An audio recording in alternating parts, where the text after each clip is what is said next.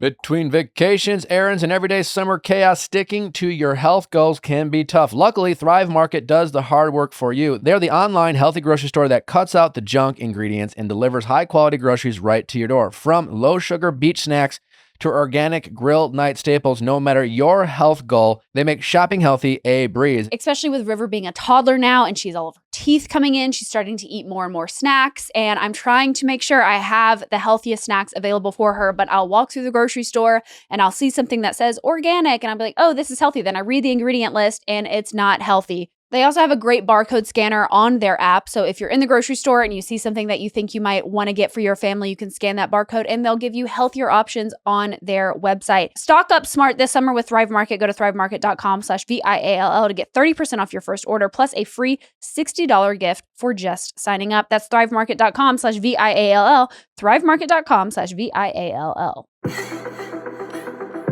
You're crazy.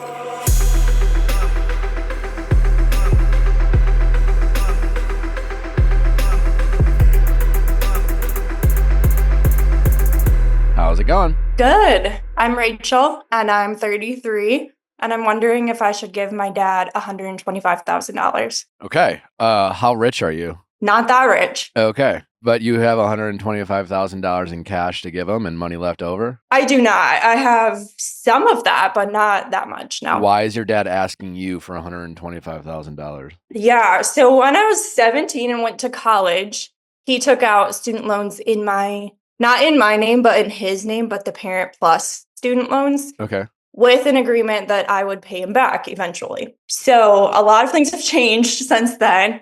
And when I first graduated from college for my undergrad and then I got my master's, I did pay him back some. We were doing a payment plan and he was paying them monthly and I would pay a portion of it.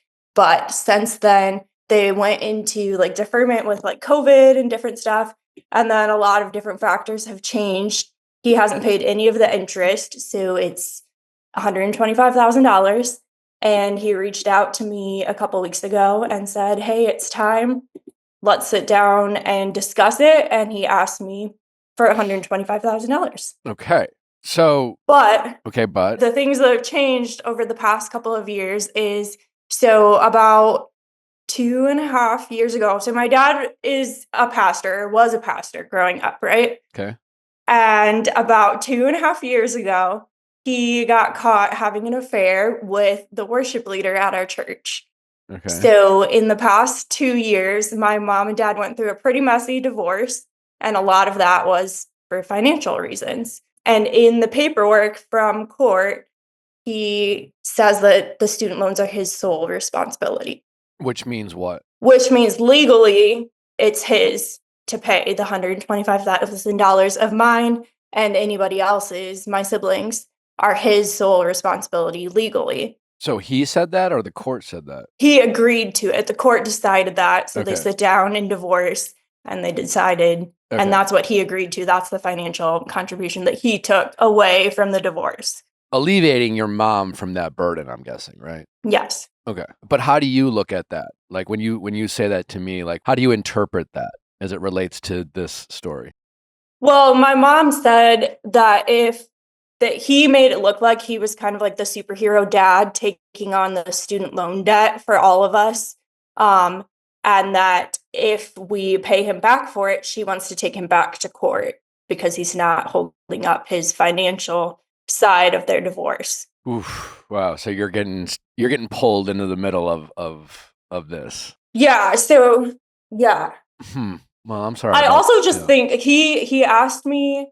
So when we sat down, it wasn't like a payment plan. It wasn't like, hey, this is how much per month. I also have student loans in my own name because I'm getting my doctorate right now. I'm almost finished with my PhD. It's complicated, but it wasn't any options like that. He told me that he needs to get out of debt, that he has an opportunity that he wants to pursue, and that he would need to pay that off. And so I sold a house a few years ago and made a decent amount of money from that. So he basically asked me to take all of the money that I have and give it to him so that he can get out of debt while I'm still in debt. Okay. Wow. Yeah, a lot of layers here, right? So I'm guessing you feel like, well, one, I'm assuming your relationship with your father has soured quite a bit. Yes. And when he says, I have this kind of financial opportunity, A, do you know what it is out of curiosity? And do you feel, does he seem like a dreamer who could be really bad with money? Yes. I'm assuming he's buying a vacation home with his new wife because he married the mistress 2 weeks after their divorce. Is he still a pastor or did he get kicked out? No, he is not. He had to resign. Okay. All right. What's he doing now? He is selling meat, Okay. like to butcher shops. Yeah. Okay. Praise Jesus. Well, okay. So, let's try to break this down here. I don't know what conversations you had with your dad or the details. Obviously, you mentioned like he took out a loan. I'm not familiar with this like parent-child student loan thing, but it sounds like it was a thing, right? And where you went to your parents, your dad at the time when he was still a pastor, married to your mom, and he took out a loan on your behalf with the assumption that you both agreed that you would pay him back over time. Is that correct? Yes. Okay. So the parent plus loans are typically for the parents to pay for their students. There's no, like, it's in their name. Typically, parents pay them. But our verbal agreement at 17 What was do you that mean? I would pay his and mine. Help me understand the parent plus thing. Because like when I was growing up, just for example, right? Like we didn't have money. I had 10 siblings after Yeah. me. So I was lucky enough to get some athletic scholarships, partial scholarships. Then I took out student loans. I don't think this parent plus thing was available, but even if it was, I can guarantee you that my parents might have taken it out, but like they would, I would have definitely been responsible. My parents could afford to pay my college, right? It was up to me. And every family, I'm sure, is different, right? Some people are more privileged, and they spend, as soon as their kids are born, they start college funds for their kids. I definitely did not have that for me. But what agreement did you have with your father back then? Other than eventually you're gonna have to pay this back. That's all it was. Okay. I don't think my parents knew very much about it. They're very young. They were like 19 when they had me. So they took out it was just an option. So they're completely in their name. If he never pays them back, it impacts his credit. He knew this signing it, all these things. I was 17. So Okay. I thought I was going pre-med. I was going to be a Yeah. doctor. I was like, oh yeah, I'll pay it back. You don't really know anything about money when you're 17. So Sure. he took these in his name. It'd be like if I bought you a car Yeah. in my name and you were like, oh yeah, I'll pay you back someday, but you're not on any of the paperwork. And then So 10 legally, years later, I come to you and I'm like, hey, you owe me this. yeah. So technically, what you're saying to me is like legally, I mean, if you tell your dad no, you're good. I guess he could. I guess he could choose to sue you if he wanted to, and like anyone can sue anyone for anything. I guess that's possible, but even then, he could, but probably legally, he probably signed doesn't. them. He took them out. There's nothing to stand on. Yeah. Other than like, hey, my 17-year-old daughter promised me she would pay me back. 12 years later. Let me ask you this. Try to be as honest as possible. Because, you are calling in and, so there's some part of you that wonders if you should. Like, I'm guessing you called in to try to do the right thing, whatever the right thing is. But like, how much of your decision is based off the fact that your dad screwed over your mom, blew up your entire family's life, and is acting incredibly selfish the past few years? A lot of it. Yeah. So he also, to give you some context, my younger brother and sister-in-law do not talk to my dad at all. They haven't in the 2 years since the divorce. My sister-in-law has uterine cancer. She's 23 and has uterine cancer. My dad still hasn't reached out, hasn't talked, has tried, but he's blocked. So he sent a letter to their house saying, I love you. I wish we could talk. By the way, you owe me $30,000. Let's figure out how to get it paid. So some context, it feels like he's prioritizing this money over us. Yeah. And it feels like he's prioritizing his new wife, which in the process of the divorce, we were like, hey, Dad, if you want to divorce Mom, that's totally fine. Just kind of leave this lady out of it until it's done. Yeah. He didn't do so. He moved in with her, like all these different things. So it feels like there's just a lot of different decisions that have gone into the last few years. Like I said, I was paying him. And then as the last few years have progressed, and as he's sitting across from me, basically asking for everything that I've worked for in the last 10 years, where I'm now trying to get out of debt myself, pay off my PhD, and I'm going to be getting married soon. And my future husband doesn't want me to pay his money. So yeah, it's messy. Yeah, definitely. And yeah, I mean, you have no assurances. I mean, I guess technically it doesn't matter, but emotionally it definitely matters knowing that, like, in the back of your mind, you're thinking, why would I give $125,000 to this woman who blew up my family's life and my dad left for? Because ultimately he is doing her bidding and he's trying to make her happy in the new stage of this marriage, and he needs this money for her. And like, fuck that. Right, exactly. And if they want to figure it out, if they want to get out of debt, there's other things that they could do. Sure. Yeah. And if I want to pay him back someday, I can do that, but not in a big lump sum. Well, I mean, for starters, just like we can agree that your dad's request to just pay you $125,000 right now is bullshit, right? Like, yeah, I mean, it's still, listen, it's, I think people should, like, do the right thing and honor their agreements and things like that. You were only 17. I think there's the part of you that's reaching out and asking is that, like, despite being 17, my guess is, like, you remember that agreement and you remember the intention of being like, yeah, I'm going to do the right thing and pay my dad back, not anticipating that 10 years later he would pull all this shit and it would become this messy thing. I want you to make the decision without using the I was 17 and I didn't know anything about money excuse, because my gut tells me that, like, you're kind of using that as an excuse to justify whatever you try to do. It's really important in these moments to just kind of own your decision without trying to justify your decision. Whatever you decide is not going to be perfect because of all the variables of this decision that, like, you didn't anticipate, right? But I think it's absolute bullshit that your dad is expecting or even asking you to just, like, write him a check for $125,000, even if that means you taking out another loan or, like, just burning through your entire savings, especially since you are not only paying off your PhD, but, like, planning on, like, paying for a wedding, which clearly dad's not helping out with that. So he actually said he would, which is kind of ironic. Sure. Yeah. In the same breath, at the same coffee date. Yeah.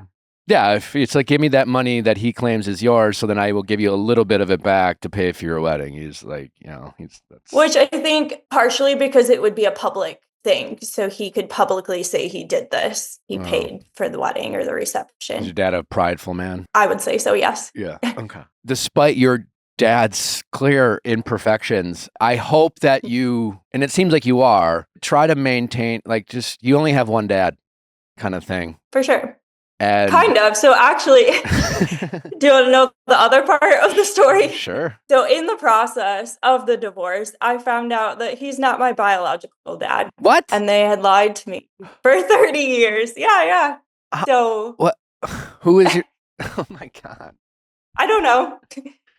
Oh my God. Wow. Do you look like him? No, clearly not. I look like my mom. Okay. Yeah. How did it come up? Well, I had some suspicions. My grandma had made a couple of comments just, like, offhand. And, like, once I saw a picture of my mom pregnant and was like, oh, she would have been pregnant with me in that picture. And my grandma, like, looked at me and was like, if you have any questions, you can ask me. Or just, like, random stuff like that.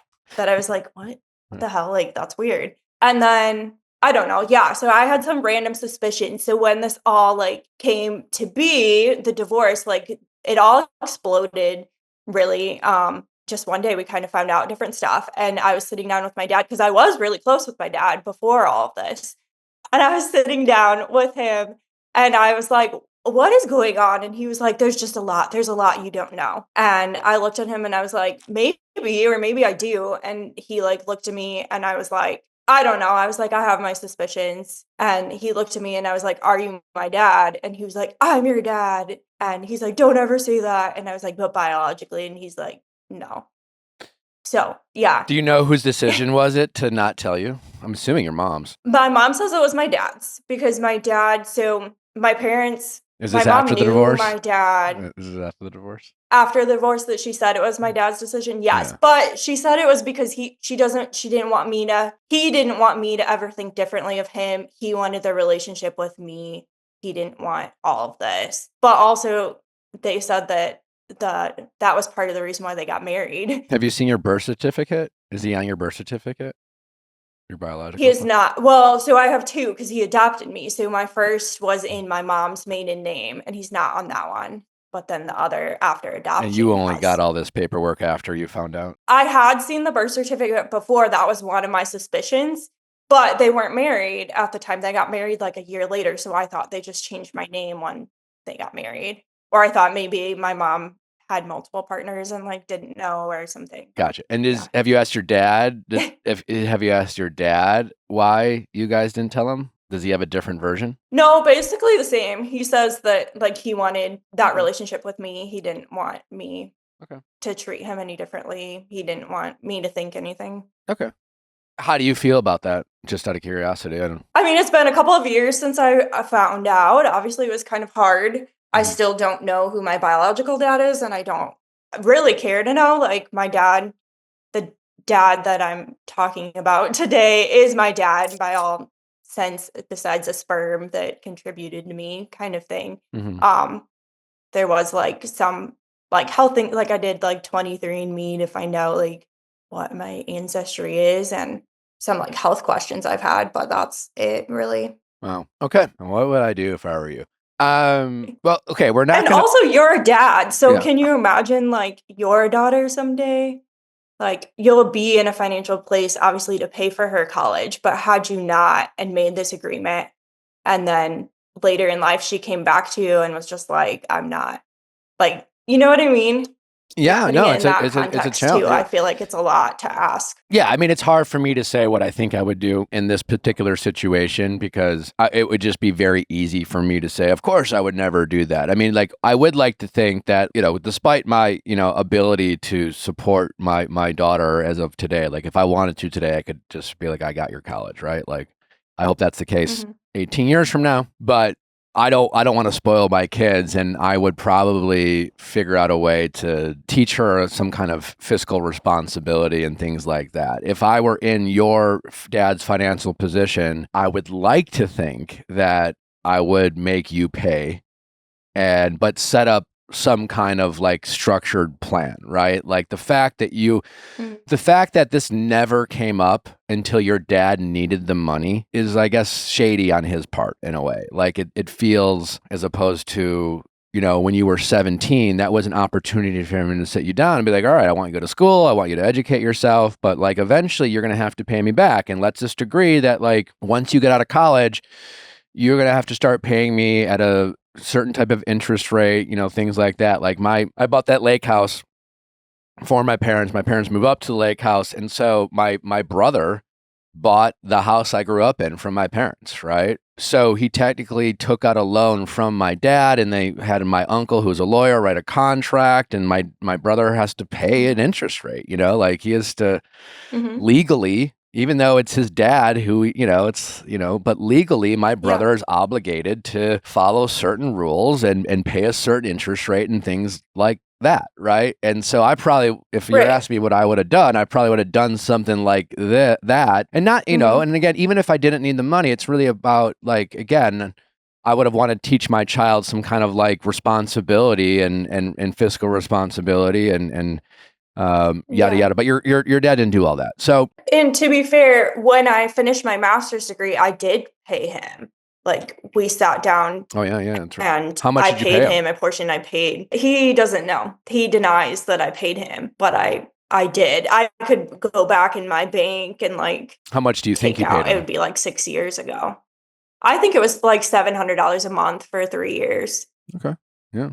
And then why'd you stop? Because I went back to school, and then COVID happened and the loans went into deferment. So that's the other thing is he took out originally, I think it was like 48,000 or something, and now it's 125,000 with all of the interest that he could have been paying those too and still made a payment plan or something too. Huh. Wow. Damn. Interest. I'll get you. Yeah, that's a really good point because he decided to manage this financial situation. He was in charge of it. You certainly weren't in charge of it. It was not even top of mind. He made certain decisions that turned $45,000 worth of debt into $125,000 worth of debt, and he wants you to now like foot the bill for that $125,000. Okay, that's actually very helpful. So, well, I mean, first of all, you don't have to do anything. You can just be like, no, if you want. If you wanted to try... That's what my brother is choosing to do, the one who got the letter. It's just like, I'm assuming Okay. he's their biological father. Not that that really matters part of the story. but I'm Yes, curious. yes. And he looks just like my dad, so no denying that. Yeah. Okay. So yeah, listen, if you wanted to like do this feeling like you did the right thing, guilt-free with the, acknowledging that I have some kind of responsibility to this money. Like it's not I did agree to pay this man back. A lot of things happened, but all that aside, it feels a little wrong to say fuck off, I'm not going to pay you, which is Mhm. partly out of spite for his actions that, because there's a lot of hurt there. So, I would say one, how you handled that debt when I was like when I was in college and barely even adult is like your responsibility, like not mine. So like as far as I'm concerned, I owe you $45,000, not Mhm. $125,000. I'm not in a position to start paying you right now because of the obvious things, and like you don't get to just show up 12 years later with a bill demanding payment, that like Mhm. quite honestly, like I'm not even legally obligated to pay, but I want to do Right. the right thing. And so I can start paying you at a certain time, at a certain rate, blah, blah, blah, blah, blah. And you can dictate terms. You can be like, this is what I decided to Mhm. do. It's kind of a take it or leave it offer.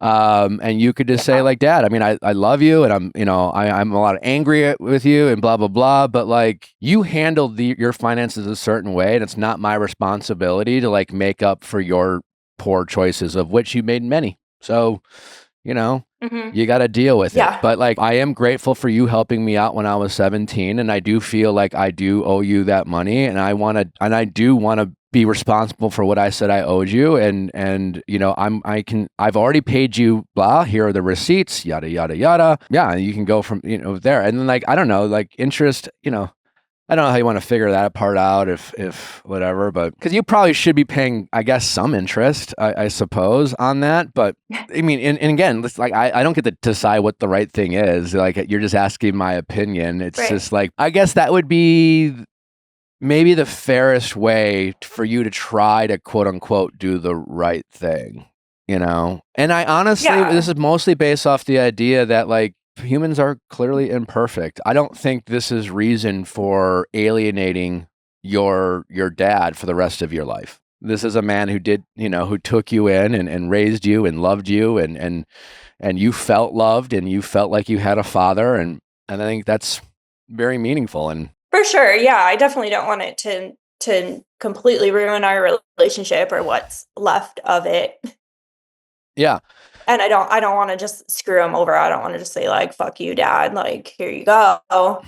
But Yeah, I mean, I think I it's like am not going to do it yeah. on his terms. Yeah, and you don't have to. So I think it's kind of some version of that where it's just like, you kind of figure out what you owe him and what you think you can afford and try to come up with something that is reasonable and start paying him back at a a monthly installments. You know, and you can tack on a little interest. I don't know, like, and it's kind of a take it or leave it offer, As far as your mom being like, well, if you decide to pay him back, I'm going to take him back to court. I would try to talk your mom out of that. It's just going to cost her money. It's just going to be messy. It's just like, Right. essentially your mom's going to be spending her money on lawyers. It's just like, if your mom does that, and I'm assuming in some way the money you pay your dad is eventually just going to go to lawyers. So like, if your mom really is, I wouldn't tell your mom, honestly, because it's just gonna. Yeah. I mean, I don't want you to lie to your mom, but I Yeah. don't. If she really is planning on doing it, she's not doing anyone any good, including herself. Because, like, if I'm Mhm. understanding what you're saying, is like your dad just took on a financial liability and honestly helped your mom. I don't know why. Like, what's she going to court for? To get some of that responsibility? Well, so I mean, they were going to court for Sure. the divorce because they'd been married for 30 years. But essentially, there was a lot of money that had been missing. My dad had like secret accounts and like money had been going missing for a while that my mom thinks he was giving to his mistress the whole time. Like she thinks that they were Yeah. together for like 7 years before they found out and that he was paying for different things. So the court was very drawn out to get all of these financial records. It was really just a financial, Hmm. like a that was it. Was what they were fighting over because all the kids were grown. But what I'm saying is your dad assumed the liability of the debt. So like when people get divorced, you have assets, you have debt, right? You know, Yeah. but you could have $1 million of assets and you could have $1.2 million in debt. So like, and then so it turns out you owe $200,000 even though you have $1 million in assets, right? So they basically, I'm guessing they split up someone gets these assets, someone gets these assets, and then they also split up the debt. So your dad took on that debt, which alleviated your mom from that debt. So like, is she gonna go back to court to like say, I want some of that debt? No, but she had her own student loans, I guess. I don't know. So she thought he got out of taking a portion of hers. She thought because he was going to pay ours. Oh, so it's like, if you pay your father, then I want him paying some of my debt. So basically, he got zero in his mind, and she's like, "Well, I have this, but you didn't take half of this." Gotcha. All right, that makes sense. Because it looked like on paper he was getting the harder hit, but in reality, in his mind, if he was still asking us for all this money, he wasn't taking any hit. Yeah, I'd still try to leave mom out of it because I think it would just be unnecessarily messy. Yeah, it's some version of that. I mean, you don't owe this, you don't really owe him anything, technically, legally. It's something like that where you dictate terms and you come with the receipts, not like, let's figure this out. It's just like, hey, I want to address your ask. You come with a folder, a binder, you show them the receipts, and you just flat out say, I'm not paying you $125,000. Most of this is interest. That was, you didn't pay it off over, you let the interest accrue. I was going to college. I wouldn't have done it that way, but quite honestly, I wasn't like in charge of it. You were, and I am not. No, I'm not currently like I'm not going to be paying for your financial like choices because and if you depending how petty you want to go and you want to point out, you could say like clearly like I don't want to get into it with you, but you and mom went for the divorce, but clearly we all know that like there was a lot of speculation about like how you were spending money and where it was going, and that could have been going to pay off this debt that is now like accrued to $125,000. And so I'm just simply not covering that. I owe you, I borrowed $45,000 from you that I agreed to pay. I've paid you already $10,000 or whatever it is. And so I owe you $35,000 left. And so I'll start paying you now, but I can only pay you in monthly installments. You can decide whether you want to tack on some interest rate starting like now until you pay it off. That'd be going above and beyond. And you can do that. And just say, hey, I hope that you see this, knowing that some of your other family members, they're not going to pay you, by the way, just so you know, because legally they don't have to. I want to do the right thing. Despite all your choices and the hurt you've caused this family and me and our relationship, I still love you. I still want to have a relationship. And this is me doing what I think is the right thing.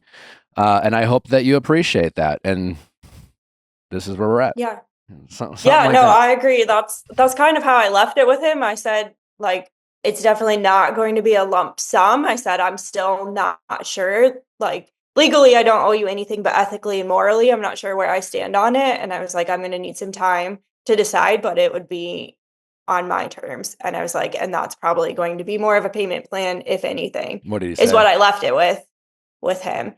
He was upset at first, but by the end of the conversation, he like gave me a hug and said that he loves me and like nothing that I decide was going to change that.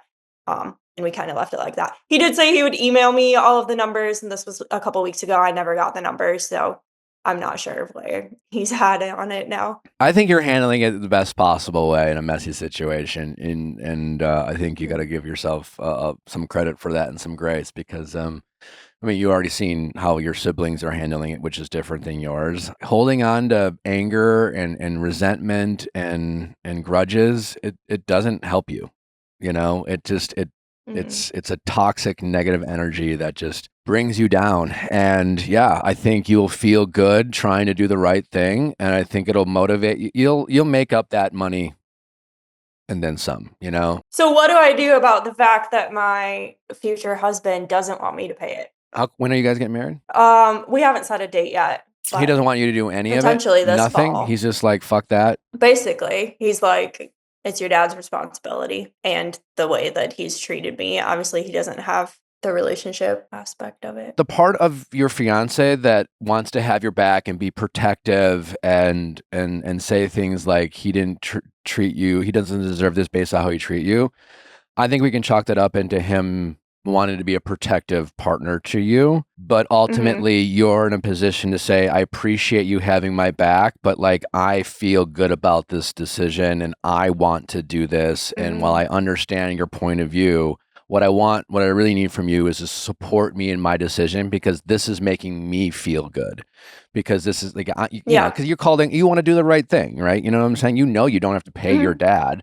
So this is about what you want to do, because you don't want this hanging over your head. You don't want your dad's mess to be brought into your life. And yeah, you still want a relationship with this man, and you're trying to work through this bullshit and all this like toxicity of other people's decisions, so that, you know, hopefully in 5 years or whatever, like the dust can settle and you guys can move forward with your life. And yeah, and you are betting on yourself and your ability to like figure this shit out, make some money, and I respect the hell out of that. And I think that's great. That all being said, you know, he is your fiance and your future husband. So from a financial aspect, I think you guys should try to be on the same page in terms of where this money is going. You're not married yet. It's not his money. So he doesn't really have a say, but I think you should try to be on the same page. But I think it's more about, you know, if you decide to do this, explaining to your fiance why, and asking him to have your back, because this is the decision that you feel is right and something you want to do. And you're not doing it because you know you don't have to. And so you want to, you know. I just don't want it to turn into a, like, who am I choosing, my dad or him? Well, I hope that your fiance doesn't put you in that position. You know, again, he's not your husband, he's your fiance. And then, you know, it's not his money. He doesn't have the right to, you know, you're not spending his money, and you don't need another guy in your life telling you what to do with your money. So I hope that you can articulate this to your fiance, and I hope he can say, well, hey, I don't agree with it, but I understand what you're saying, and I support you. Whatever you decide, I support you. Especially because, again, this is about you feeling like you did the right thing. And this is about you feeling like, I need to do this because I don't want this hanging over my conscience. I don't want this to feel like, you know, my family is already torn apart, and I can handle this. You know, I'm not paying him his $125,000. I'm certainly not going to pay him a lump sum. But like, I did agree to this man to pay him back, and I'm going to stick to my word, you know? Like, your fiance should be able to respect that. I hope that your fiance doesn't make you feel like you have to choose between him and your dad. And I hope your fiance understands the importance of still trying to have a relationship with this man, your father. He should definitely support that. I think, I mean, dad issues are a real thing. They affect our decisions, especially women when their relationships with men. Your fiance should appreciate how emotionally mature you've tried to handle this situation despite its challenges, because you are trying to work through a very difficult situation, of one that you were a victim of, essentially. You know, like, you didn't choose to be lied to your whole life about your biological father. You didn't choose for your father to like leave your mother and blow up your family life. And now you're trying to handle this. And like, most people don't handle this way. In the future, you two are going to get married and shit's going to happen. And this is a demonstration of how you handle very difficult times, and you're handling it in the best possible way. And you're not leading with what you deserve. You know, you're not leading with, I'm the victim and how do I get, you know, and that's a rare and good quality. And I hope your fiance recognizes that. Yeah, I think he does. His big thing is just that he wants me to get out of debt and like pay my loans first before I prioritize my dad's debt and like lifestyle. Yeah, I mean, I think that's totally fair. And maybe you can meet in the middle or whatever. But yeah, I think you definitely dictate terms. And if you can't afford to pay it right now, and if paying your dad means you can't pay off loans that are accumulating interest rate right now, then maybe he doesn't get it right now. Maybe you're like, hey, I do owe you this money. I can't afford to pay you now. You don't get to just show up at my door and just say, you owe me. It's been like 12 years. So like, this is mostly based off of the fact that you've made bad decisions and you've spent money on things that you shouldn't have spent it on. And that's not my fault. So yeah, I mean, I'm with him there. So for sure. Nothing's saying that my dad can't pay it off. And that's what I told him. He can do whatever he wants. If he wants to, I think his wife has multiple properties. If they want to sell one and he pays it off, it doesn't change my decision. I can still pay him what I think is fair either way. Yeah, exactly. And he can be out of debt. So yeah, get on the same page with your fiance. Make sure he supports your decision. and make sure he understands the reason, and then you guys can figure out what you guys think is fair for you. Yeah, like it's like, hey, I appreciate you having my back, but he actually has to almost tweak how he has your back, because he has to he has to say, babe, I'm really proud of you, and this is a difficult situation, and whatever you decide, you obviously have good judgment. You've thought this through, and I support you in your decision, and we'll get through this together. Yeah. Cool? Yeah. All right. Yeah. Well, let me know what you decide. I'd love an update in the future with how it goes. But congratulations on the engagement. Congratulations on pursuing your PhD and all that fun stuff. What are you getting your PhD in? Psychology. Awesome. Cool. Yeah. I'm a counselor right now, so yeah. Oh, very cool. And what's your end goal? Like, what's your dream job? I would like to. So I'm writing my dissertation actually on solo travel and how just like the personal I can't even think now, but the outcomes of solo travel and how it changes like your self-efficacy and things like that, the transformations. So I'd love to someday incorporate that with like therapy and counseling and do some type of like travel therapy. Oh, very cool. Give me the 60-second like reason why you think it's what are the benefits of it? Of solo travel in general or travel in general? Sure, yeah. What you're writing your dissertation on, like in terms from a psychology. Yeah. So basically, when you solo travel in your normal day-to-day life, you're in social contexts that help you to just kind of confirm the beliefs that you already have, right? You're not really challenged. You're kind of just like repeating the pattern. So when you travel, you're put in new contexts, you're experiencing new things, which is what causes self-efficacy to grow, is being challenged and then successful in those challenges. But you're also removing that social barrier that prevents those new beliefs from forming and challenging the beliefs that were already there. So in a solo context, when you're traveling with others, you still have that social component where you're still kind of just like like articulating the same beliefs. So solo, you come back, you're able to kind of challenge those beliefs. And there's a theory, it's called transformative learning theory. And it's when you have this kind of groundbreaking discovery, then you're able to go through and kind of process what you believe and why you believe that. But I think travel is an outlet to do that. Very cool. Thank you for explaining that. It makes a lot of sense. Awesome. Well, thank you for calling again. Please keep us updated, and congratulations on all the other amazing things going on in your life. And sorry you're going through this, but Thank you. You seem to be approaching it in a very healthy way. So I think you will feel good about that in the long run. Thank you. I appreciate that. All right. Take care. Nice to meet you. Thanks. All right. Thanks. Bye-bye. And go Packers. Also. Yeah, there we go. Hell yeah. Bye. Bye-bye. Well, we all know that I love a classic. I love a classic jean. I love a classic tee. I love a classic sweater. I'm into the basics because the basics are what last. Fast fashion is out and quality staples are in, and those quality staples are from Quince. Quince has the kind of stuff you'll actually want to wear on repeat, like breathable flow knit polos, crisp cotton shirts, comfortable lightweight pants that somehow work for both weekend hangs and dressed up dinners. You can get stuff for the men in your life. You can get stuff for your partner. You can get stuff for yourself. There's something for everyone at Quince. Some of my favorite pieces are from them. They have great cashmere sweaters for $50. They have really great linen collection. Honestly, everything Quince does is so good. Get your man the breathable flow knit polos. He will absolutely love it. I know I do. They have a great selection, a lot of different options. And if you are tired of going to the store and feeling like you're getting the same stuff, that doesn't last, make the switch to Quince. I promise you will love it. You're going to be obsessed with it, and you'll keep going back over and over. The best part, everything with Quince is half the cost of similar brands. By working with top artisans and cutting out the middleman, Quince gives you the luxury pieces without the markup. Stick to staples that last with elevated essentials from Quince. Go to quince.com/VIALL for free shipping on your order and 365-day returns. That's QUINCE.com/VIALL to get free shipping and 365-day returns. Quince.com/VIALL.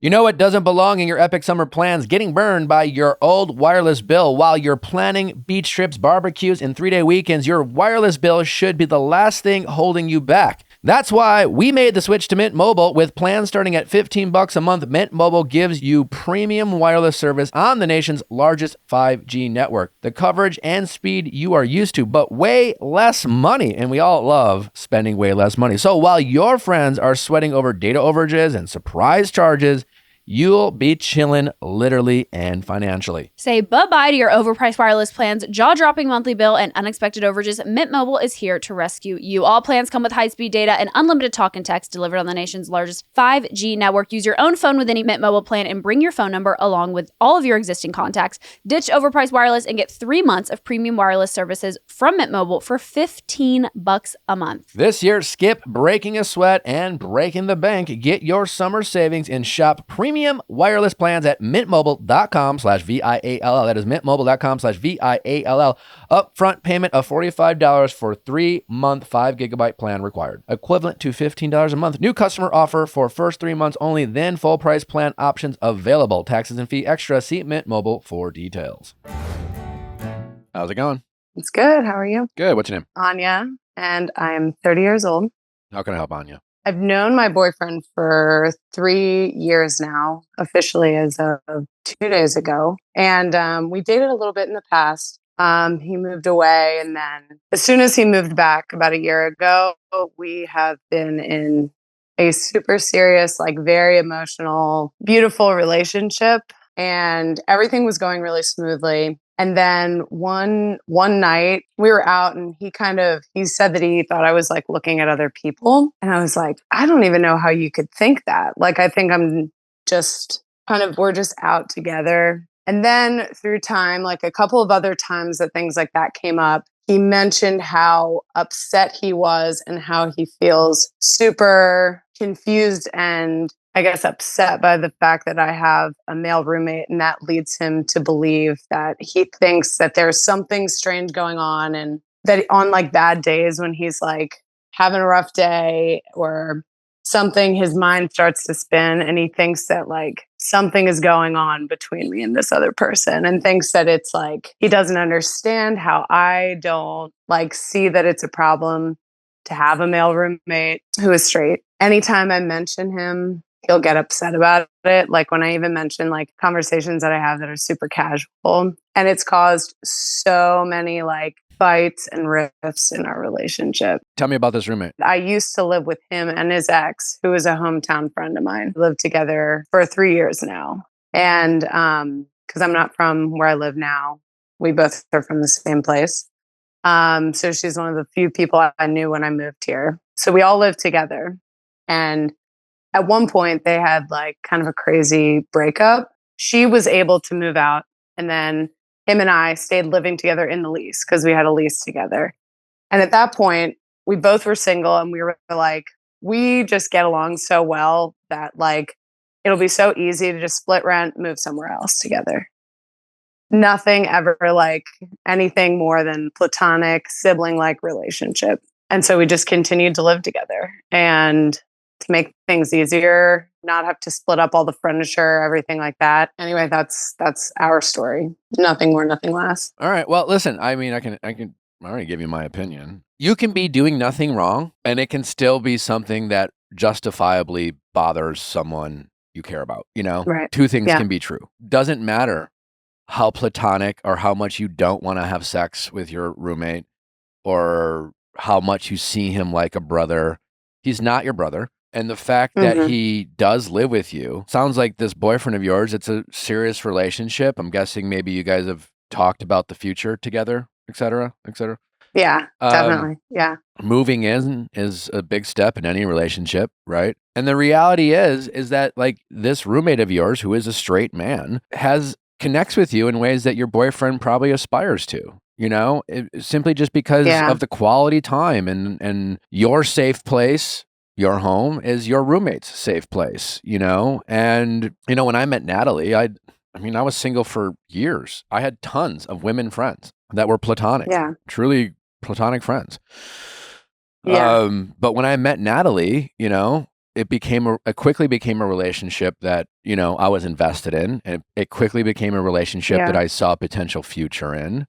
And that's where my energy started going. You know, and that's the relationship Yeah. I started prioritizing. So those platonic relationships went away in a way, Fade a little bit. Yeah. a lot of it, you know, as I say, you know, on every call on some way, you know, it's like, it's where is your energy going? And where your energy goes Yeah. is what you prioritize in a way, you know? And sometimes, yeah, it's towards your roommate sometimes, not because maybe you even choose to, but because you live with him and he's there, you know? Yeah. And so there are times that your roommate gets to check in with you in ways that your boyfriend probably would like to. How is your day? What's going on? He can see, you know, your roommate might see you pace around the house and look stressed in a way that like he could say, hey, is anything wrong? Or, Is everything okay? you know, and things like that. That's a Yeah. boyfriend's job, you know, sort of the job he wants to have. And so, yeah,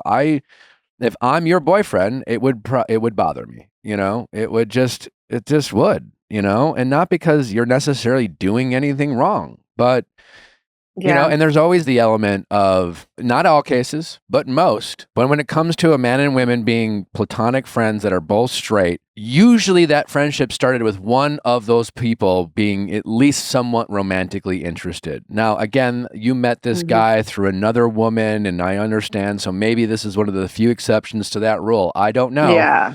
But regardless, like 9 times out of 10, even when you meet someone, they're like, oh, this is my friend Jenny, and like I see her like a sister, and it's two people who like constantly are there for each other and tell dating stories. Usually someone initially there was an attraction and then they just got friend zoned and they accepted the friend zone, and then like maybe they learned about this person they once wanted to take their clothes off and got the ick and realized, yeah, I can't believe I wanted to have sex with you 10 years ago because I do see you as my brother now, but he's not your brother, you know, he's not your brother. Yeah. If the world came to an end, so to speak, or you guys got stuck on an island for a long period of time, eventually you would have sex with this roommate, you know, you would. And if it was your brother, you wouldn't, unless you were fucking creepy or weird, you know? And it's like, that's just the nature of the relationship. And there is no changing that or no denying that. So I honestly think if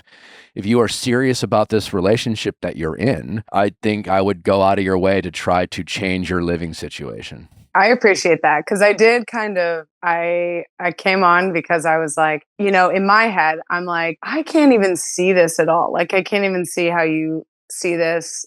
Like, because in my head, I'm like, I understand how beyond platonic it is. Like, there, at least for me, and I would say for him, there has never even been a moment of that. Like what you're describing, like I feel like we're the 1 out of 10. Yeah. Right. Even if that's true, again, he still this roommate gets to connect with you in ways your boyfriend would rather have it be him.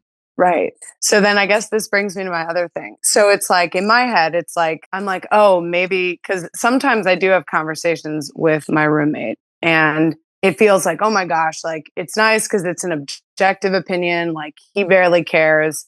Like, but he gives it to, you know, and so I'm in my head like, well, sometimes these conversations and like in my head, I'm like, he's probably better than my boyfriend at like, you know, at helping me out with something. But do you think that it's like because he's there? Well, one, I can tell you that, like, again, while I completely understand what you're saying and it makes a ton of sense, if your boyfriend heard you say that, it would hurt him. Yeah, definitely. Oh my God. Yeah. It would hurt any man. It would, you know what you should ask your roommate how he would feel. Like, how would he feel? Yeah, that's true. Yeah. If he was really objective, he would say exactly what I'm saying. Yeah. And if he actually doesn't say what you're saying, then maybe he doesn't think of you as much of a friend. Oh, okay. Or he just selfishly, like, you know, he likes his living situation, doesn't want to fuck it up, doesn't want to pay more money, you know, and you know, so there's one of 3 options. He'll either tell you the truth, he'll agree with me, or there's something going on that he's not admitting to, either to himself, or probably most likely he's going to convince himself of a reason because it benefits him. Okay. That makes sense. That would just be more an experiment. I don't think you need to ask your roommate his advice because he's not objective in this scenario, because it does affect him. If you're serious about this relationship, your boyfriend has every right to feel how he feels. He doesn't have to see it the way you see it. He doesn't have it. It's not about him not trusting you. Okay. Put yourself in his shoes. Okay. So when I've done that, I guess in my head, and maybe I'm just completely blind, but in my head, I'm like, I don't think if you had the same situation as we do and how platonic it is and how like. Yeah, but I don't think you're really being honest with yourself. You're not thinking of maybe I'm not.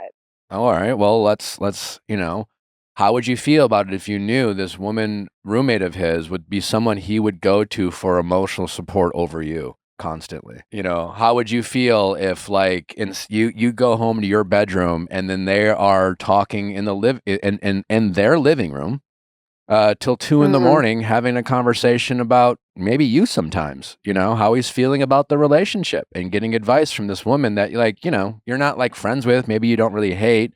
How would that make you feel? I don't know if I'm just being stubborn, but in my head, I'm like, if that made our relationship better, like if you were like getting emotional advice from her and figuring things out in your life that made but like, you keep saying you're assuming it makes it better, right? In this scenario, you have to assume that your initial reaction is discomfort. When you're quote unquote putting yourself in your boyfriend's shoes, you're inserting your reality into your boyfriend's shoes from your perspective. So when you play out this scenario in your head and you give your boyfriend this fake straight woman roommate, you see her the same way you see your male roommate, and then you're like, oh, there's absolutely nothing to worry about, and every conversation I have with my male roommate is actually benefiting my relationship with my boyfriend. He just doesn't appreciate or see that, et cetera, et cetera. And you're inserting all those variables into that narrative,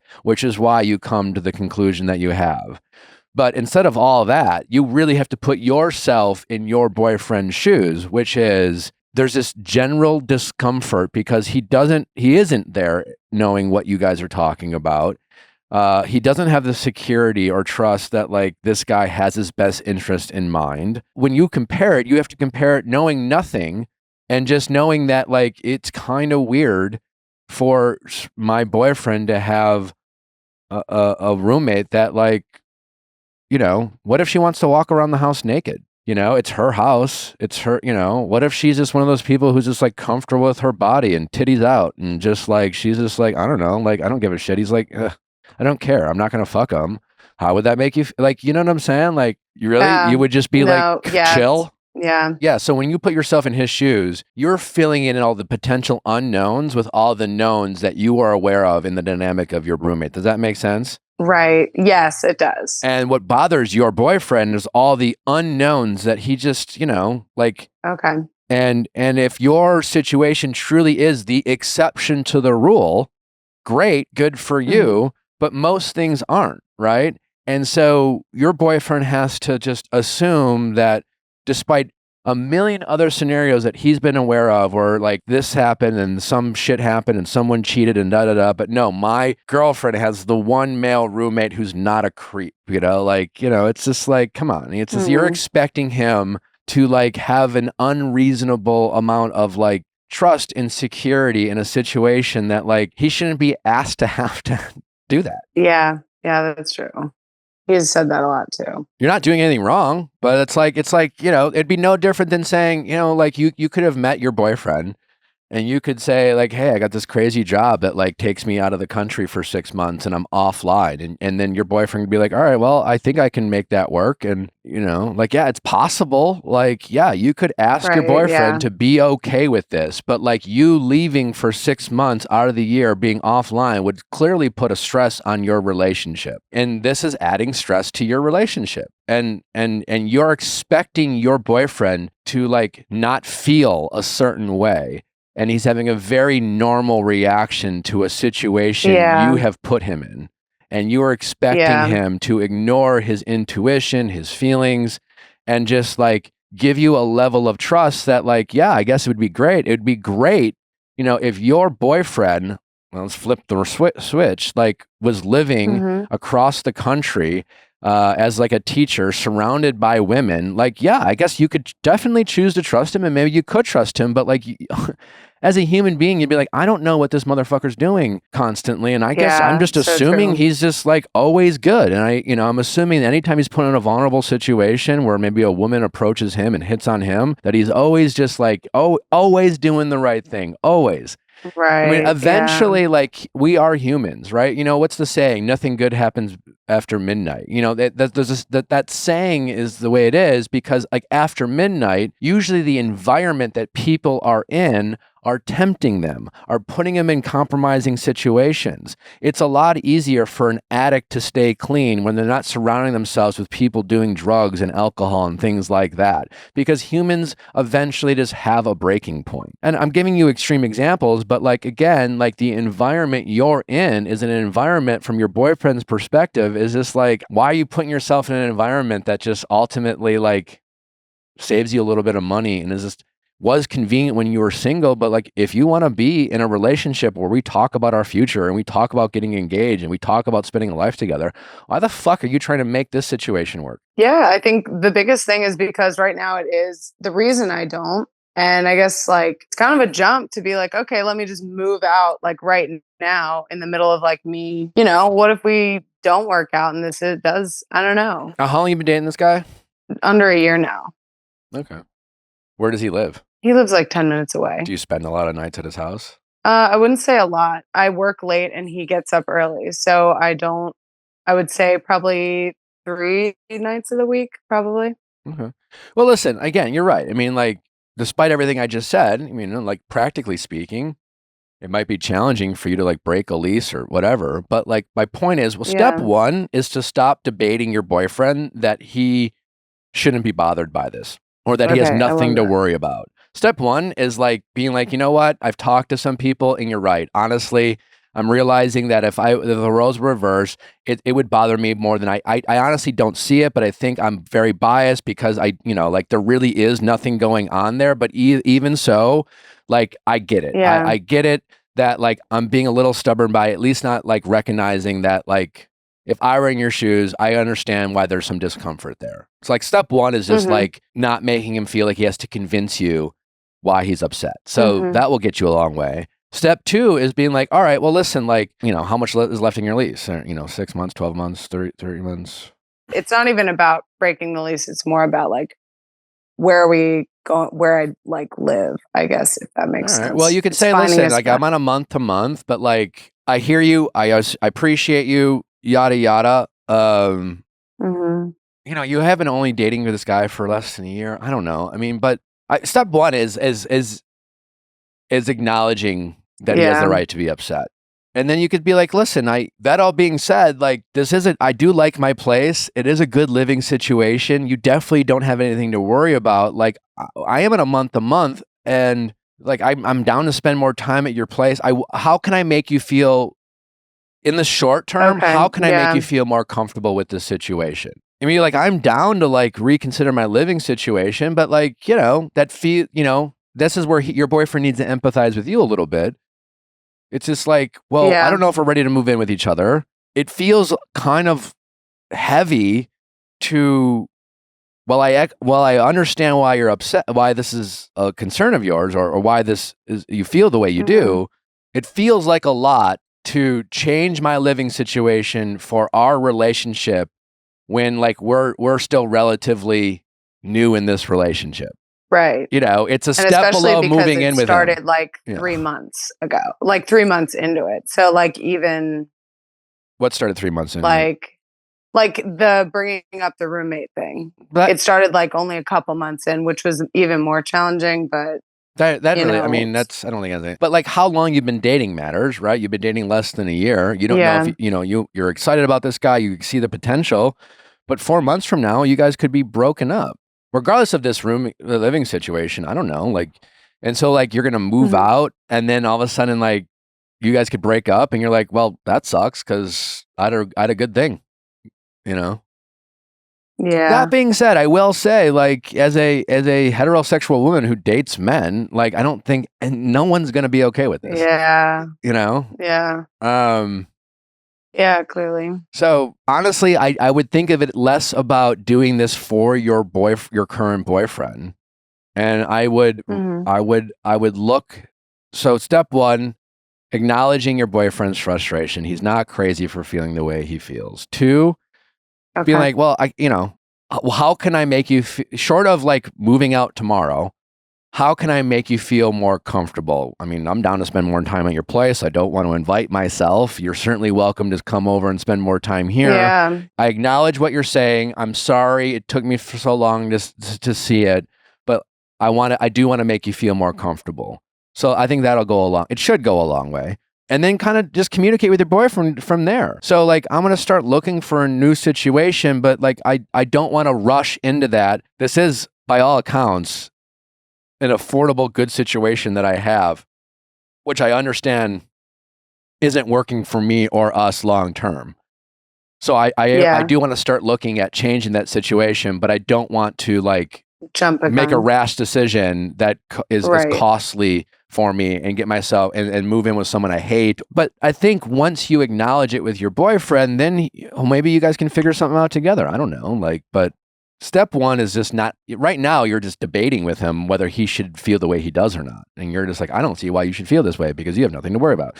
And he's just like, okay, I guess. Like, thanks for telling me how I should feel. Well, yeah. And then when he's gotten mad, then I'm like, well, damn, are you going to be this like mean, like mad person, you know? So, but I don't think I have been at all thinking about how he feels. Yeah, he's just getting frustrated because he's just like, I don't know how else to articulate this. And you're just telling me I'm crazy for feeling the way I'm feeling. Yeah. Okay. He kind of feels a little gaslit in a way. Oh, I bet he does. Now I'm seeing it.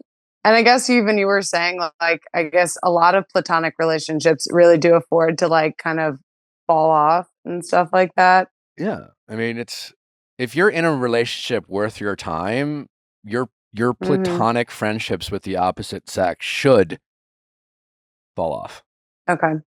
And if they don't, there's a reason why that would make me uncomfortable being in that relationship. Relationships take energy, they take priority. Like that's the point of being in a relationship because you found someone who wants to prioritize you in ways that most people don't. You know, you invest in each other, you grow with each other, you try to become one in a way. You know? It's hard, you know, and he is feeling like you're doing that with another man, even if it is as friends. You know, I stopped having lunch dates with my girlfriends when I got a girlfriend. Yeah, that makes sense. I wasn't like, hey, I'm going to lunch with Erin. She'd be like, well, why aren't we going to lunch? You know? Yeah. Well, mine's the job, like my job too. And that, like, I know that has to switch because I have like the most social job in the world and it does not help. I know that I work at Trader Joe's. So I'm like, I'm just it's so social and all my friends work there. Like I have just like, so it's all the time. I'm like around people and like all the platonic friends, everything.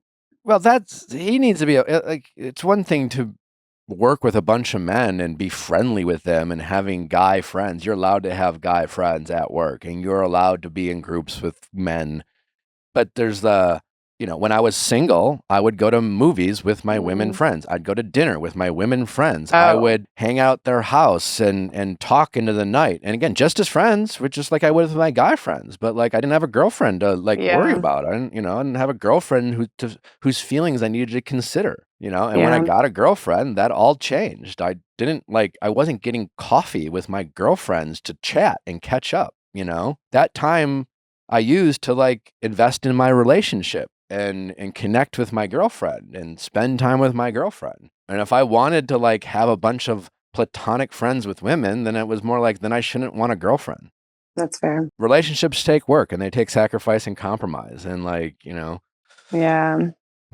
or you can be a single independent woman with a bunch of friends that are men and women and just carry on like that and do what you want and go where you want. But being in a relationship does require some level of giving up some level of independence and freedom for the sake of the connection of the relationship. Okay. No, that's good. I don't think I've been told that and I needed to be told that. I'm glad I could help. Yeah.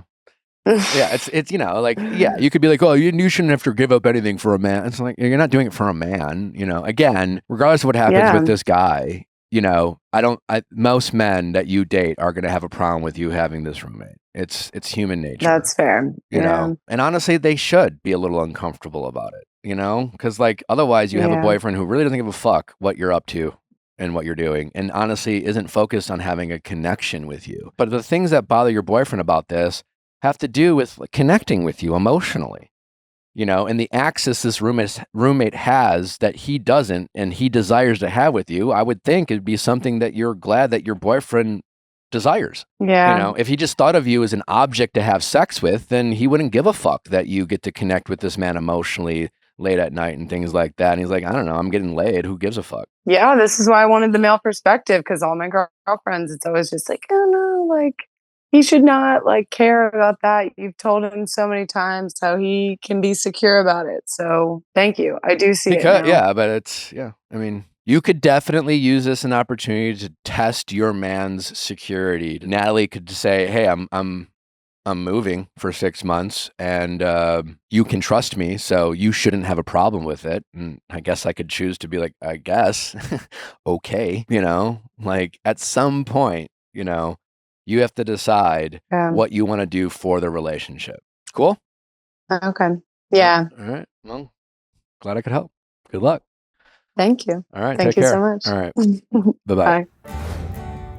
Might be time to upgrade the furniture in your house, and if you are looking to upgrade it with a nice mid-century modern coastal or Scandi-inspired pieces, you got to check out Article because their selection is top-notch. Article makes it effortless to create a stylish, long-lasting home at an unbeatable price. If you want to have like friends over this summer and then them to walk in your house and be like, oh my God, who designed this? Where are these pieces from? This is gorge. I need everything in here. You've got to shop at Article. Article takes great care in curating its collection, focusing solely on high-quality, meaningful pieces that will stand the test of time. Every item is chosen for its craftsmanship, design, and lasting value. We have so many pieces from Article, great pieces for outdoor, around the pool, in the backyard, lounge chairs. Like they just have so many great pieces. Great sectionals. Every Article piece that we have is always getting compliments from our family and friends. Article offers fast, affordable shipping across the US and Canada with options for professional assembly if you prefer a hands-off experience. My favorite thing about Article is their inventory. Almost everything they have is ready and available to ship. You know what it's like shopping for furniture that is on back order for months, not with Article. Also, Article has their 30-day satisfaction guarantee. You can shop with confidence knowing that if you're not completely in love with your new furniture, you can easily return it.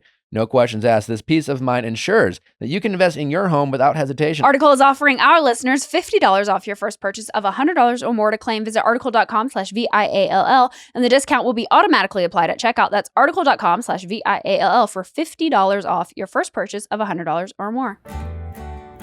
Well, you know how much we love our pets, Jeff and Steve, and we love them so much, we want to make sure that they're always taken care of, even for those unpredictable moments. And that's why today's episode is sponsored by the ASPCA Pet Health Insurance Program. Your pet is part of your family, and you want the best for them no matter what. But those vet bills can really add up, and that's why you should check out pet insurance. And with ASPCA Pet Health Insurance, you can focus on the care your pet deserves and cover what matters most. The ASPCA Pet Health Insurance Program offers customizable accident and illness plans, making it easier for pet parents like you to help your pet get the care they need. The ASPCA Pet Health Insurance Program has been around for over 18 years, and they've helped more than 600,000 pets during that time. They allow you to customize your plan, helping ensure that your pet's plan is as unique as they are, because vet bills can really add up, especially when you're least expecting it. It's simple. Use their app to submit a claim, and you'll receive reimbursement for eligible vet bills directly into your bank account. To explore coverage, visit aspcapetinsurance.com/VIALL. That is aspcapetinsurance.com/VIALL. Again, that's aspcapetinsurance.com/VIALL. This is a paid advertisement. Insurance is underwritten by either Independent American Insurance Company or the United States Fire Insurance Company and produced by PTZ Insurance Agency Limited. The ASPCA is not an insurer and is not engaged in the business of insurance. How's it going? Hi, Nick. I'm doing well. How are you? Good. What's your name? My name is Emily. I am 38 years old, and I'm wondering if I should donate some frozen embryos or keep them frozen. Okay. Why are you considering donating them? I think my husband and I are done having kids. We had to do multiple rounds of IVF to have kids to begin with. We had my daughter, and then we had to do more rounds. And now we have 2 embryos remaining. I think we're done having kids for a few reasons, but then every time we try to sign papers to donate them, we just can't follow through. It's hard. Is there an expiration date on these embryos? No, and that's a question that I have out to our doctor too. So they've been frozen since 2021. You just have to pay yearly to keep them frozen. Okay. So there's a cost. But I don't know if the longer they're frozen, if the chances of success in transferring them goes down. Okay. That's a question I don't know. Gotcha. And then the donating part, I'm guessing, is just you feeling like you're doing something good, or maybe helping other people who Yeah, hope to have kids and can't? that's certainly an aspect of it. Another part is these are like graded embryos. I know they're genetically tested. They are healthy embryos ready to go. And so, from my perspective, I at least need to give them a shot at life, right? Like, it's really hard for me to keep these two potential beings frozen when they could have a very happy and healthy life. I mean, that's just a perspective, and that's a very generous perspective you have. But I mean, I'm not a doctor or a biologist, but I mean, your body is full of, embryo, right? I don't know, like I have sperm inside me, that's potentially gives life. Yeah. Have you considered the emotional aspect to feeling like there is a child out there in this world that is biologically connected to you that you will have no rights or access to? Yeah, absolutely. And that's why we have a hard time signing things through, right? Because on the one hand, that's your child. It is mine and it is my husband's biological child. And to not have a say in how they're raised or who they are or even know them is just unfathomable. I can't imagine. Yeah. But weighing that against like not even giving them a shot at life, that's a decision that I have a hard time making. And we've considered, do we donate them to people we know who are struggling? But I think that would even be harder. This is a moral question that I don't know how helpful I can be, like, Yeah. Snap decision. If I were in your shoes, I probably wouldn't. You wouldn't donate them? Yeah. I mean, I empathize with your struggle to donate them. I also don't know what it's like. Clearly you have a connection with these embryos in a way. And, being a new father myself, it was evident to me, Natalie's ability to connect with our daughter River as soon as she found out she was born, also connect with our two unborn children who she miscarried. So I imagine that you also have a connection with these embryos in ways that I can't, to me, I just hear embryos and I'm thinking you got some, Sure. sperm. And so I empathize with the connection I'm assuming you have, which when you talk about them is already kind of life, like, Yeah. as life that deserves to have a chance at living. I recognize that, but at the same time, I'm not connected to that feeling that you're having. I can just recognize that there is a feeling that I can't relate to, Yeah, I understand that. And maybe I can give a little bit more context to like the process of IVF. So from my perspective, when I started, I had 3 doctors tell me, we're not going to take you on. You're never going to get pregnant. And the reason for that is doctors have to report every trial, every round they do, they have to report whether or not it's successful. And this is publicly available information. So a lot of doctors just wouldn't touch me. The doctor we went with said that every time I did it, I would have a 10% chance. Okay. So it took us a long time. My condition is I just don't have a lot of eggs, and the ones I do have aren't good quality. So by the time we got them, then it's like you retrieve eggs, and some people get 30. It's not uncommon for women to get 30. I would get 1 to 7 every time. And then they say like 60 to 70% of those actually fertilize with sperm, actually accept the sperm. And then 50% of those continue to develop appropriately. And then 50% of those make it to the stage that our now 2 frozen embryos are. So yes, I have a very deep connection to them because they were such a long shot. They feel like miracles. Yeah. They feel like miracles. Yeah, exactly. Yeah, I get it. I get it. Yeah. It feels like a waste of a miracle. It does, yeah. And then, like with IVF now, you can genetically test them. And so I know that they're healthy, and I also know that they're boys, right? And so that even adds another level of connection to them. So they're already they're already inseminated? They're like, how did Oh yeah.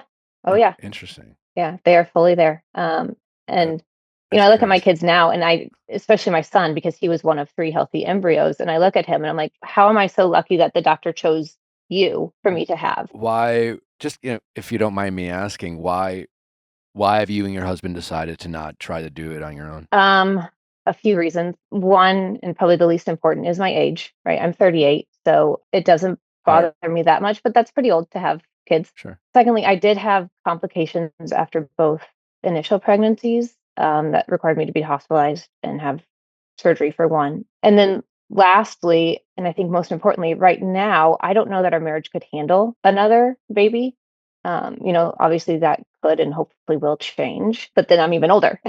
When you, and again, don't Sure. need to answer, but like what part concerns you about your marriage having more kids?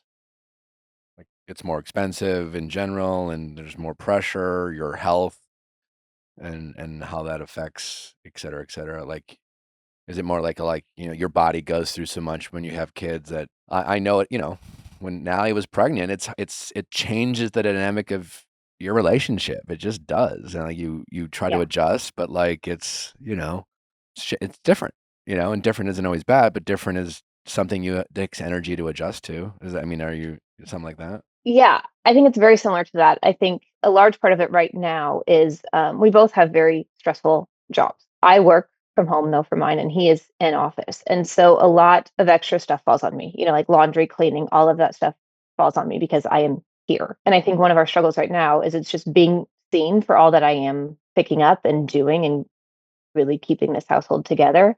Sometimes it doesn't feel acknowledged. And I think that's really big battle right now, at least. And I think adding another kid in the mix would only make that worse. What's your husband's perspective on that? I'm sure you've communicated that. I mean, he agrees. He thinks that it would be great to have a household of kids, right?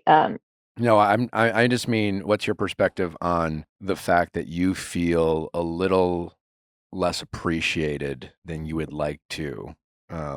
I ask just because when I think, I don't know, marriages are hard, and I think when it comes to all relationships, I think it's very common, especially married couples, to have both their own versions and reasons why they think they're not as appreciated as they'd like to be. Especially when it's Mhm. like two people in a relationship who want to do their part, you know, um, Yeah. and are doing their version of their part, because there's certainly like couples where you just have one deadbeat and one person doing all of it. But I'm curious, I'm guessing you've communicated this frustration to your husband, and I'm guessing he has responded with a different version. Yeah. And he is certainly not a deadbeat. He's far from it. But, he very much says, I'm trying. And it's the typical male female where his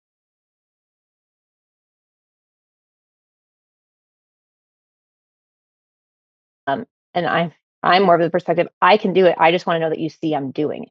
So it's not an insurmountable hurdle by any means. And What does seeing how you do it look like for you? uh, verbalizing it, thanking me for taking the kids to endless doctor's appointments or for just doing things around the house Okay. How often? weekly. Like, I know this sounds kind of Yeah. that. I think the Yeah. No, I challenge, don't know. the challenge I've just found, and I only have a year into a marriage.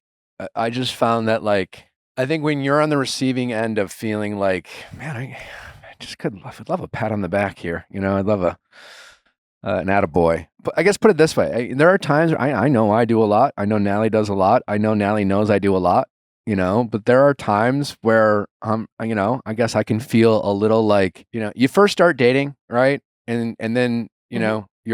I'm sure maybe it was your husband at some point, you first started dating and you're like, I'm thirsty. And he's like, let me go get you a glass of water.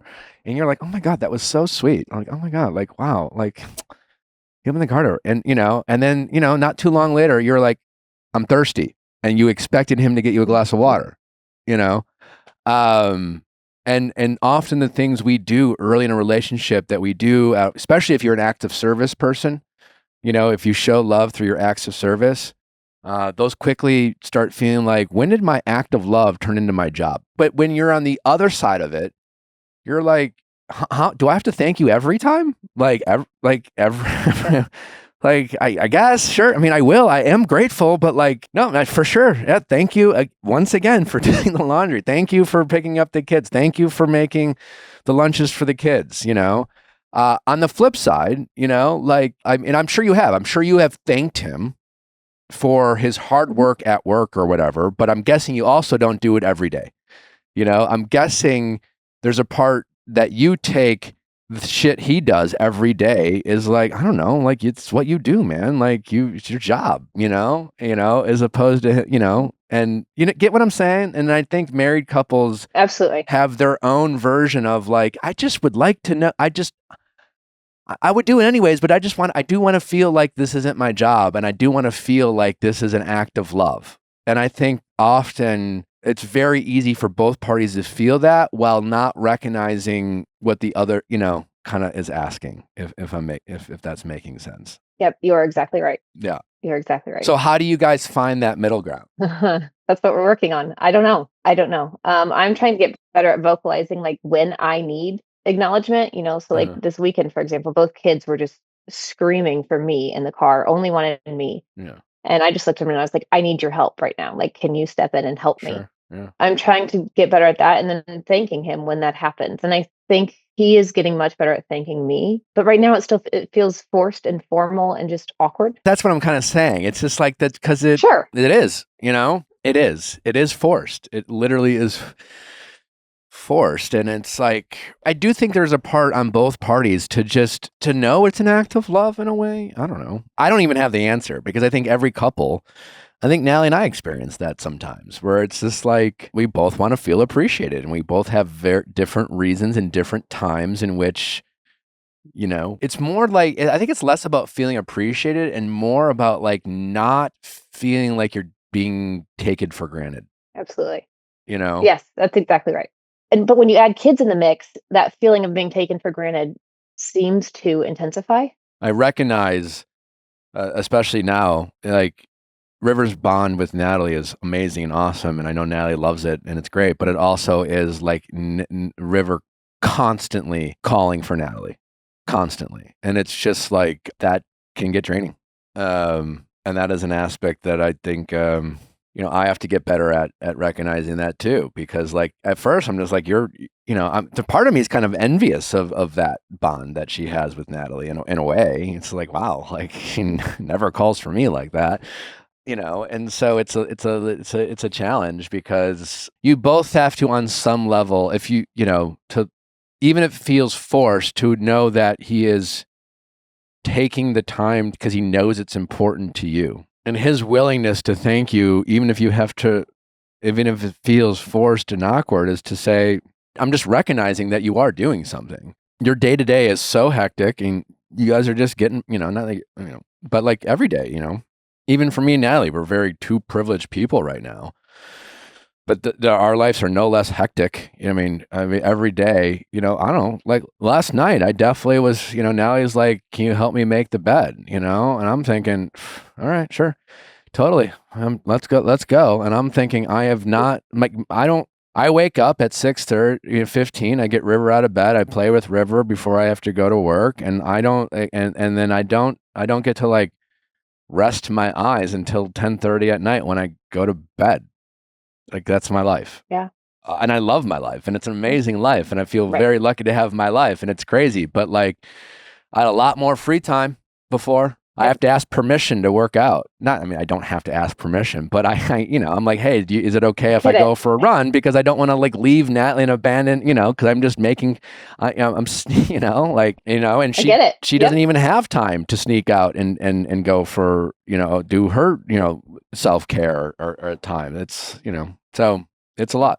Yeah. And so for me, it's just like, if we both have these feelings, right? Because we both kind of feel like we're falling short. We are in couples therapy, and that's, what we've kind of identified is we both feel like we're falling short in terms of being enough for each other right now, just because it is so chaotic to have two toddlers. And I don't know, knowing that we both have that deep underlying feeling, the thought of adding one or two more kids to the mix just terrifies me. Like, I love my children. I wouldn't trade them for the world, obviously. But at the same time, I don't want to do irreparable damage where there's already a lot of hurt. That makes sense.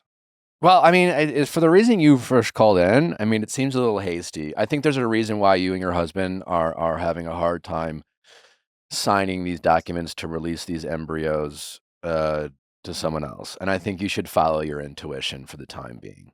That would be my thing. I would hate for you guys 6 months later to regret doing that. And then the resentment that both of you could feel, like wondering, did you guys, whose fault was it? Was it more you who encouraged the other person to sign the document, or was it him who encouraged you?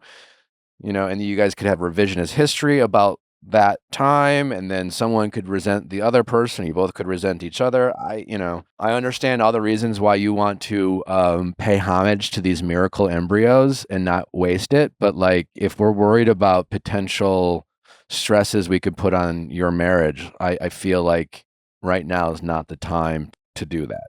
And I would channel this energy that you're investing in what to do with these embryos into, like, you know, this your marriage and you guys figuring that out. But like you mentioned, guys, in couples therapy, you both recognize there's a lot of hurt on both sides. But I guess on some level there is a little bit of both of you, I'm guessing, having to get over yourselves a little bit, you know. Mhm.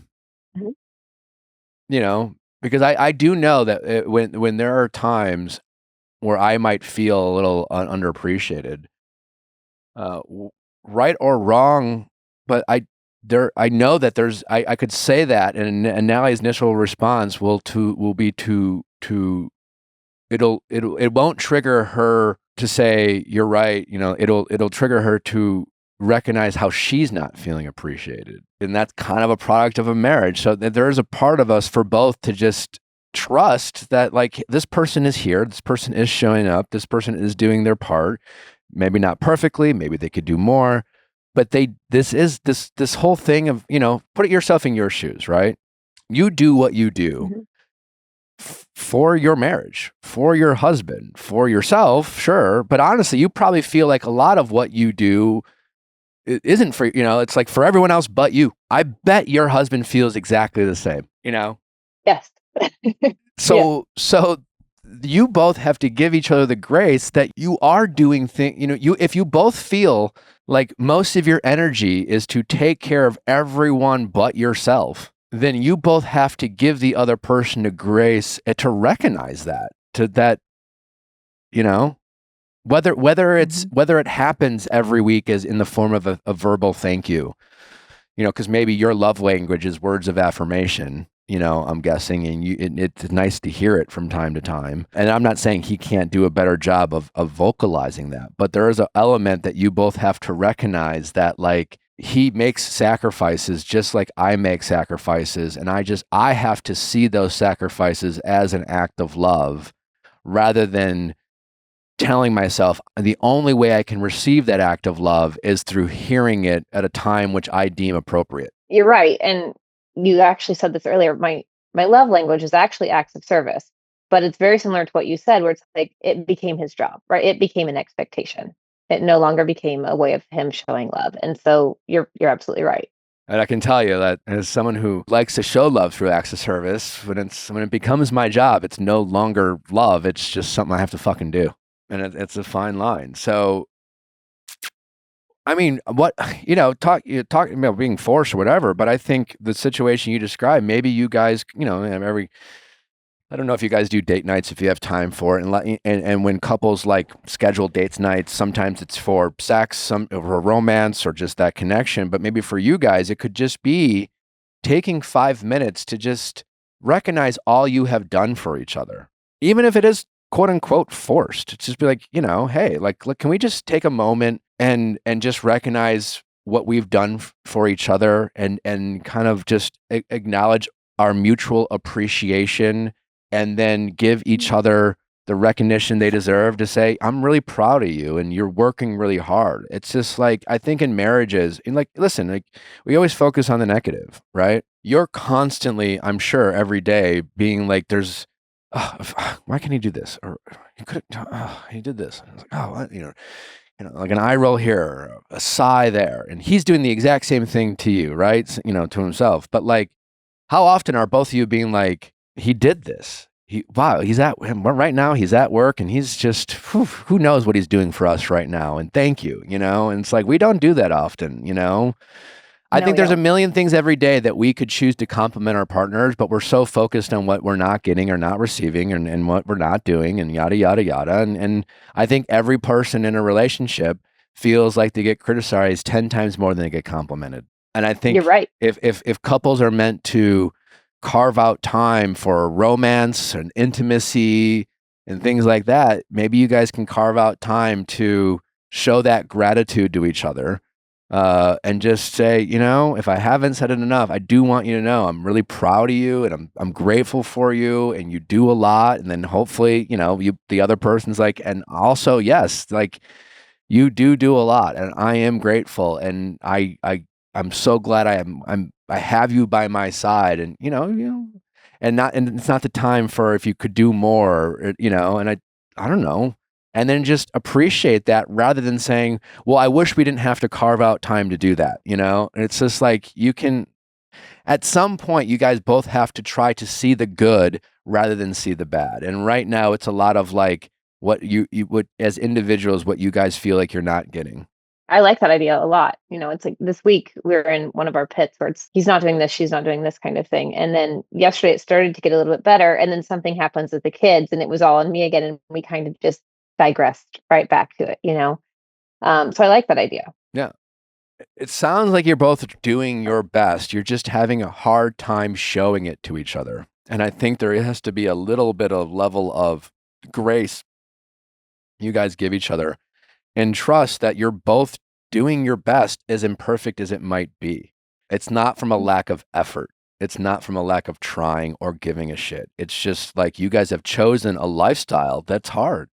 It comes with a lot of rewards and blessings and purposes in life. It's just like before after I had my kid, it was like, what was really the point of everything? Everything else just feels stupid, like what was the point? I was just like, I didn't like, really, what was the point? Now I have way more purpose. That purpose is a lot of fucking work. And that purpose like doesn't allow me to be selfish or think about what I want to do. And I have to like all that stuff, And so you guys are not giving each other enough grace, and your individual selves are, and I guess a little bit of ego is wanting a little bit of that recognition because of how hard it is, Yeah. No, I think you're exactly right. Thank you. That's really good perspective. And what triggered all this is a friend actually approached us to see if we would be willing to donate to her. And so that kind of spurred this whole conversation and kind of brought us down this path of like, look, our marriage isn't where we want it to be. Yeah. And this was really great perspective. All right, well, hopefully it's helpful.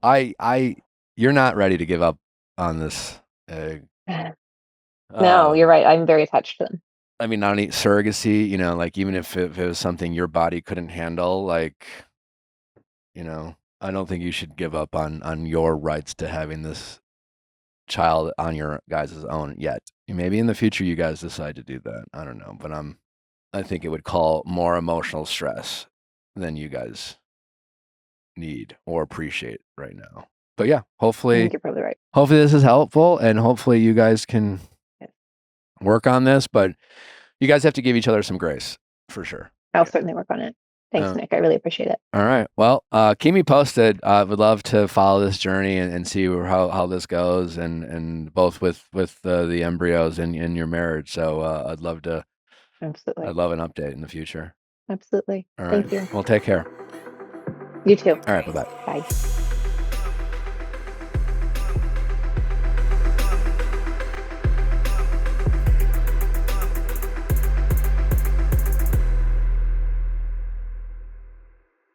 Hey guys, if you loved what you listened to, make sure you hit that subscribe button below. Thanks for listening. We'll see you next time.